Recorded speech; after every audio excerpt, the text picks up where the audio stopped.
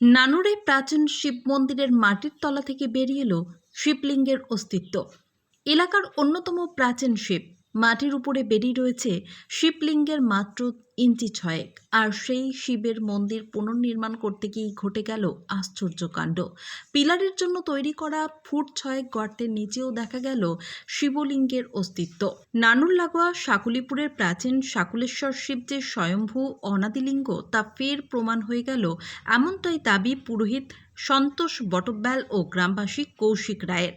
গ্রামবাসীদের দাবি, গোটা বিশ্বে স্বয়ম্ভূ অনাদিলিঙ্গ শিব মন্দিরগুলো বিশেষ শৈবক্ষেত্র হিসেবে খ্যাতি লাভ করেছে, কিন্তু তুলনামূলকভাবে নানুরের এই শাকুলেশ্বর শিব কিছুটা যেন অন্তরালেই রয়ে গেছে।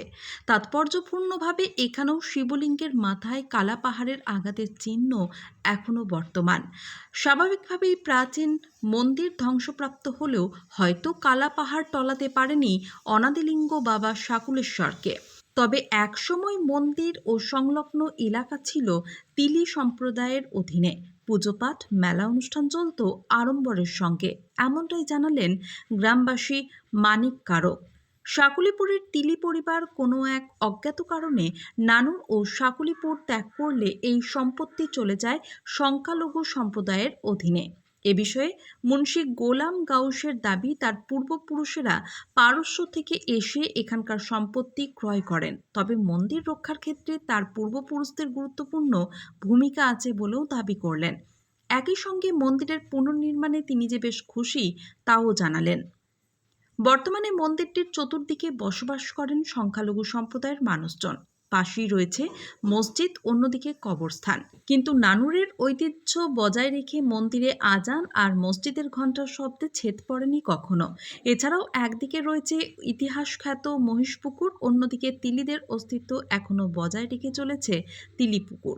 এদিকে মন্দির নির্মাণ করতে গিয়ে শাকুলেশ্বর শিবের প্রাচীনত্ব ও বিশেষ বৈশিষ্ট্য যেন ফের প্রকাশ্যে, আর এতেই বেশ খুশি এই প্রজন্মের অনির্বাণ কারক, সৌমিক মণ্ডল থেকে শুরু করে মাঝবয়সী রবীন্দ্রনাথ কারক ও কেশব ভারতী কারকেরাও। তারাও জানিয়েছেন সকলের সহযোগিতায় মন্দির নির্মাণ হচ্ছে। আগামীতে গ্রাম তথা এলাকাবাসীর সহযোগিতায় ফের স্বমহিমায় সম্প্রতির অনন্য নিদর্শন হিসেবে সাড়ম্বরে পূজিত হবেন স্বয়ম্ভূ অনাদিলিঙ্গ শাকুলেশ্বর শিব। আর তাই মন্দির নির্মাণ সম্পূর্ণ হলেই হয়তো শ্রাবণের জলাভিষেক থেকে শিবরাত্রির আরাধনায় জপেশ্বর, রাখেশ্বর বা কলেশ্বরের মতোই শিব ভক্তদের ঢল নামবে এখানেও। নানুর থেকে শুভদীপ গুহের report, crime press, Bengal news. আমি সন্তোষ বটবেল, এখানকার সেবাইট। আমি দাদু কত আমল তারা করে গেছেন, তারপরে আমি করছি।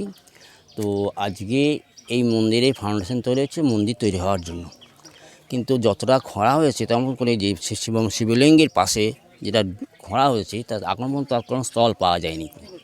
তো এইটা আমাদের শাকুলেশ্বর, রাখরেশ্বর, পাতালেশ্বর বলে আমরা সেবা করছি। তা ভৈরবনাথ অনাদিলিঙ্গ শিব বলে। কিন্তু আমি তো সঠিক বলতে পারবো না, দাদু কত করে গেছেন, আমি যতটা জানি এইটুকু আপনাদের কাছে বলছি। তারপরে গ্রামের ছেলেরা মিলে সহযোগিতায় এই মন্দিরটা তৈরি হচ্ছে। অনাদিলিঙ্গ বলতে কি বোঝায়? অনাদিলিঙ্গ বলতে বহু পুরাণের শিব, মানে যেটা বর্গীর আমল কালাভারের সময় থেকে যেটা শিব হয়, তিনি সেই শিবের নাম। অনাদিলিঙ্গ, ভৈরবনাথ, পাতালেশ্বর, রাখরেশ্বর, যেমন যত স্বর আছে সব স্বর কটা কিন্তু ওই যে পাতাল থেকে ওঠা। আর এইরকম বসানো শিব নয়। কালাপাহাড় যত যেদিকে গিয়েছে, যত দেব মন্দির ছিল সব মন্দিরগুলোকে একটা পরে পেরিয়ে গিয়েছে আর ভেঙে দিয়ে গিয়েছিল। তো তার মধ্যে এই একটাই এখানে আমাদের এই যেটা পূর্ব দিকে যে মন্দিরটা শিব ছিল ওটা ভেঙে দিয়েছিল। তা গ্রামের ছেলেরা সেটাকে এখন বর্তমানে সেটাকে একটু রিপেয়ার করে দিয়েছে, সিমেন্টটা করে দিয়েছে, নাহলে ওর ভাঙাই ছিল। তো খুললে দেখা যায়, ভাঙা দেখতে পাওয়া যাবে, যদিও ছাড়িয়ে দেওয়া যায়। আর এর থেকে বেশি আমি কি জানি না। আমার তো বলতাম দাদু কত আমার বহু